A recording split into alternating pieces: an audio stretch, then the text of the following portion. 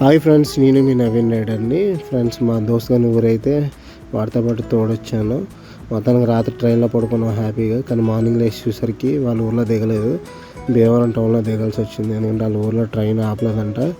అయితే స్టేషన్ బయటకు వచ్చి ర్యాపిడో అయితే బుక్ చేసుకున్నాము. నాకో బైక్, మా వాడికో బైకు. ఆటో అయితే వద్దన్నాడు, ఎందుకంటే రోడ్లు బాగోవు, ఒళ్ళంతా వాన అయిపోద్ది అన్నాడు. సరే అని 2 బుక్ చేసుకున్నాం. ర్యాపిడో బాయ్ అయితే మాత్రం చాలా బాగా తీసుకుని వెళ్ళాడు. నిజంగానే రోడ్లు అస్సలు బాగోలేదు. అయితే మొత్తానికి అయితే డెస్టినేషన్కి అయితే చేరిపోయాము. వెళ్ళిపోయిన వెంటనే ఫాస్ట్గా తయారవ్వమన్నాడు. ఈరోజు మనం 2 ఫంక్షన్స్కి వెళ్ళాలన్నాడు అనమాట. అయితే తయారై కూర్చున్నాను. ఈలోపు మా దోశలు వేస్తున్నాడు, తింటున్నాం అనమాట. చిన్నవాడే కానీ చాలా గొప్ప మనసు ఉన్నాడు అనమాట వీడు.